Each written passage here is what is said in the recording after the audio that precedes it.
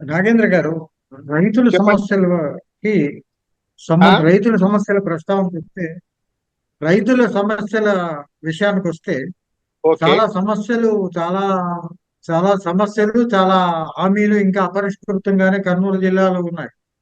ఆ ముఖ్యంగా విత్తనాలు, ఎరువుల కోసం నమోదు చేసుకునే సంస్థ కేంద్రాలు 200 నుంచి 300 వరకు మరమ్మతులు జరపాల్సి ఉండగా కేవలం ముగ్గురు మాత్రమే సాంకేతిక నిపుణులు ఉన్నారని.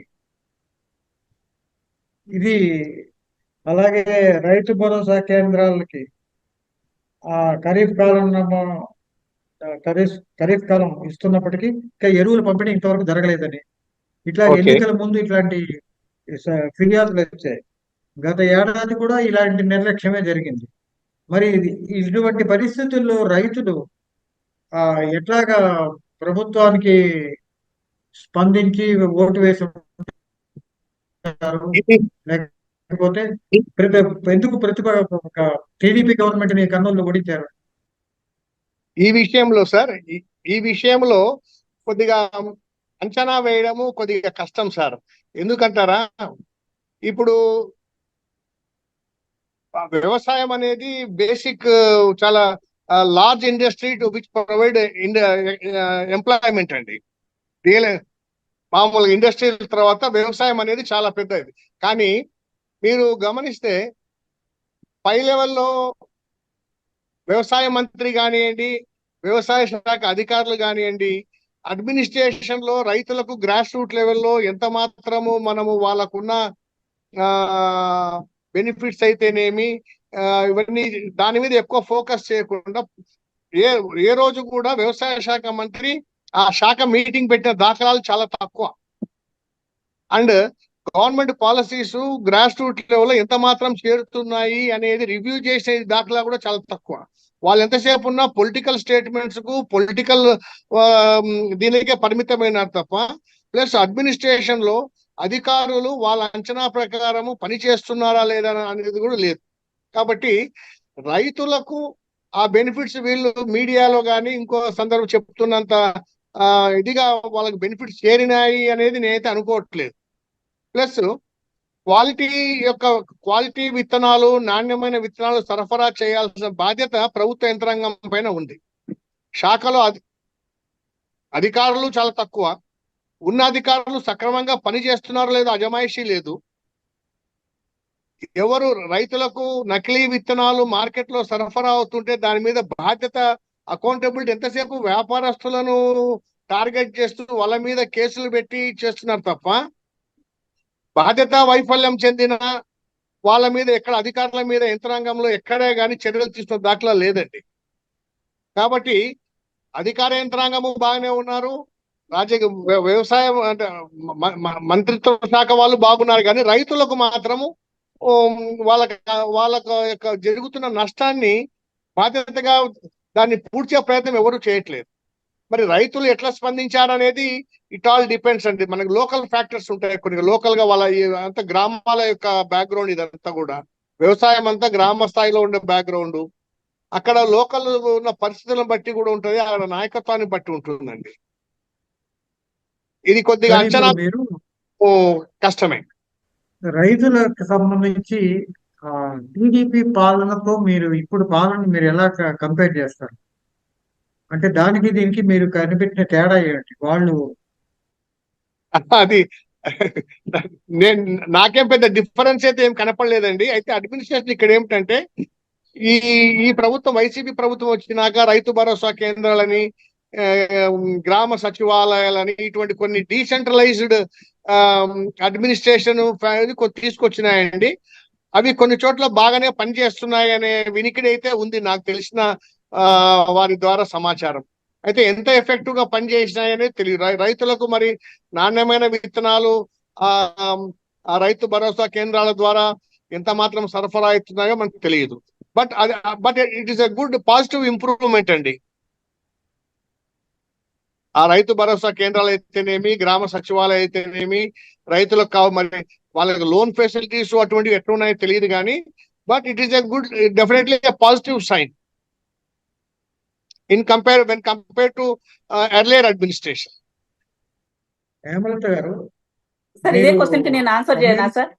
నేను ఇది సార్ ప్లీజ్ ప్లీజ్ చెప్పండి. యా గతంలో క్రాప్ ఇన్సూరెన్స్ అన్నది కానీ అంటే మామూలు లోన్ ఫెసిలిటీ పరపతి సౌకర్యం అన్నది టీడీపీ గవర్నమెంట్ ఉన్నప్పుడు కాస్త అంటే లోన్ ఫెసిలిటీస్ ఈజీగానే వచ్చింది. ఇప్పుడు ఈ టైం ఏంటంటే క్రాప్ ఇన్సూరెన్స్ కి ప్రియారిటీ ఉంది. క్రాప్ ఇన్సూరెన్స్ చేసిన చోట ఏదైతే కరువు మండలాలుగా ప్రకటించిన ప్రాంతాల్లో ఇన్సూరెన్స్ అన్నది రైతుకు డైరెక్ట్ గా అకౌంట్ లో వచ్చిందండి ఈసారి. బట్ ఏదైతే అగ్రికల్చర్ లోన్స్ ఉన్నాయో ఆ లోన్స్ గతంలో హామీ ఇచ్చిన ప్రీవియస్ ఏదైనా కానీ ఒక ప్రభుత్వం ప్రామిస్ ఇచ్చి దాన్ని ఇంప్లిమెంటేషన్ మధ్యలో ఆగిపోతే నెక్స్ట్ గవర్నమెంట్ కంటిన్యూ చేస్తారు. ప్రభుత్వం ఇచ్చిన మంత్రులు మారొచ్చు కానీ అధికారులు మారో, ఆ స్కీమ్స్ మారవు, కానీ గతంలో ఇచ్చినవి క్లోజ్ చేస్తున్నారు. ఈసారి కూడా రైతుకు ఏదైతే లోన్ ఫెసిలిటీ ఉందో ఆ లోన్ ఫెసిలిటీని యొక్క ఐటీ స్లాబ్ పెంచుతున్నారు, ఇంకో స్లాబ్ పెంచుతున్నారు, ఇంకో స్లాబ్ పెంచుతున్నారు, కానీ రైతులకు ఇచ్చే పరపతి ఏదైతే ఉందో లోన్ అమౌంట్ ఉందో దాని యొక్క స్లాబ్ పెంచట్లేదు. రైతులకి అందించే క్రమంలో కూడా అడ్మినిస్ట్రేటివ్ లో జస్ట్ వాళ్ళు ఏదైతే గవర్నమెంట్ నుండి వస్తున్న అంశాలని మాత్రము చెప్పడంలో ముందున్నారు, కానీ ఈ సాయిల్ టెస్టింగ్ అని కానీ ఈ సాయిల్ ఏ పంటలు వేస్తే అవకాశం బాగుంటది, ఏ పంటలకి మార్కెట్ ఉంది. ఫస్ట్ అంటే మనం గతంలో గమనించినట్లయితే మన గ్రామీణ వ్యవస్థ మనం గమనించినట్లయితే మార్కెటింగ్ సిస్టమ్ బాగుండేది. సంతలు అనే కండి మండల్ లెవెల్లో ఇట్లా ఉండేది. ఇప్పుడు మీరు ఎక్కడన్నా గమనించినట్లయితే డైరెక్ట్ గా మనము మార్కెట్ యార్డ్కి మాత్రమే తీసుకొని వచ్చే పరిస్థితి ఉంది. రైతు మార్కెట్ యార్డు వీటికే.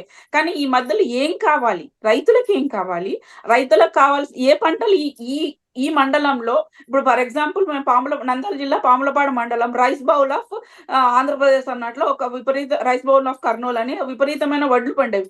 ఇప్పుడు వడ్లు కాస్త కమర్షియల్ క్రాప్ లో కన్వర్ట్ అయినాయి. సో సాయిల్ ఏంటిగా ఉపయోగపడుతుంది, ఈ సాయిల్ లో ఏ పంటలు వేస్తాయి, ఇంకా చాలా చోట్ల కేసీ కెనాల్ ఉంది. ఆధునీకరణ ఎప్పుడో జరిగింది. ప్రతి సంవత్సరము వర్షాల కంటే ముందు దాని యొక్క ఆధునీకరణ జరగాలి. అంటే సైడ్ కు పోయినా ఏమైనా ప్యాచెస్ ఉన్నాయో అవన్నీ ఉండాలి. ఈ రోజుకు కూడా వర్షాలు స్టార్ట్ అవ్వబోతున్నాయి, ఈ రోజుకి కూడా దాంట్లో ఉన్న గడ్డి కానీ తీసేయలేదు, దానికి సంబంధించిన మినిమం మరమ్మతులు కానీ ఏమీ చేయలేదు. రాయలసీమలో ఎస్పెషల్లీ కర్నూలు కడప జిల్లాలో నీటికి వసతికి అతి పెద్దగా మాకున్న ఒకే ఒక్క సోర్స్ కేసీ కెనాల్. దీని ద్వారానే ఈ రోజు మేము అంతో ఇంతో బతకగలుగుతున్నాం. ఎందుకంటే ఈ రోజు ఆదోని పశ్చిమ ప్రాంతం, మన కర్నూలు జిల్లా పశ్చిమ ప్రాంతం అంటే ఆదోని ప్రాంతం చూసినట్లయితే 3 నెలలు పని ఉంటదండి మాకి. మిగతా నెలలు మేము వలసలకు వెళ్ళాలి, మా సైడ్ వలస వెళ్ళాలి. ఎక్కడో బాంబే, బెంగళూరు, పూణే, ఇక్కడ పడితే ఇక్కడ. ఈవెన్ మీరు గమనిస్తే మిర్చి యార్డ్లో గుంటూరు ఈ ఏరియాలో మిర్చి యార్డ్లలో పనిచేసే వాళ్ళు కూడా మా కర్నూలు జిల్లా వాళ్ళే ఉంటారు. కుటుంబాలకు వలస వెళ్ళిపోతున్నారు. అసలు మీరు ఒక 6 నెలల పాటు పిల్లలు, ముసలోళ్ళు, చిన్న పిల్లలు తప్ప ఎవ్వరు కూడా మా పశ్చిమ ప్రాంతంలో ఇళ్లలో ఉండరు సార్. సో మనకు ఇండస్ట్రీ తర్వాత సార్ ఇందాక నాగేంద్ర సార్ అన్నట్లు ఇండస్ట్రీ తర్వాత అతి పెద్ద ఉపాధి అవకాశం ఉన్నది మాకు వ్యవసాయమే. ఈ వ్యవసాయం మీద ఆధారపడిన కుటుంబాలకి మాకు ఆనియన్ పండుతుంది, మాకు టమాటా విపరీతంగా వస్తుంది. ఈ ఆనియన్ కి కానీ టమాటాకి కానీ మార్కెటింగ్ లేక మా రైతులు ఆత్మహత్యలు చేసుకుంటున్నారు కర్నూలు జిల్లాలో. వీటికి సంబంధించి ఆల్టర్నేట్ దీనికి ఫుడ్ ప్రాసెస్ ఇండస్ట్రీ కొన్ని ఇప్పుడు కాదండి, గత 15 ఏళ్ళ నుండి ప్రతి ప్రభుత్వం ప్రామిస్ చేస్తుంది. పత్తికొండలో టమాటో జ్యూస్ ఫ్యాక్టరీ పెడతాం, టమాటోకి సంబంధించిన ఒక ప్రాసెస్ యూనిట్ పెడతామని. ఇప్పటిదాకా ప్రభుత్వాలు మారాయి కానీ ఒక్క ఇండస్ట్రీ రాలేదు. ఆదోనిలో వలస నివారణ కోసం సుగ్గి అన్న పదం వాడతాం మా ఏరియాలో. సుగ్గికి పోతున్న వాళ్ళ వలస నివారణ కోసం ఎన్ని ప్రాజెక్ట్స్ చేస్తామన్నారు. ఇంతదాకా బాల కార్మిక వ్యవస్థను ఈ రోజు కూడా అత్యధికంగా రాష్ట్రంలోనే అత్యధిక మంది బాల కార్మికులు ఉన్న ప్రాంతం ఏదైతే ఉంది అంటే అది మా కర్నూలు జిల్లానే.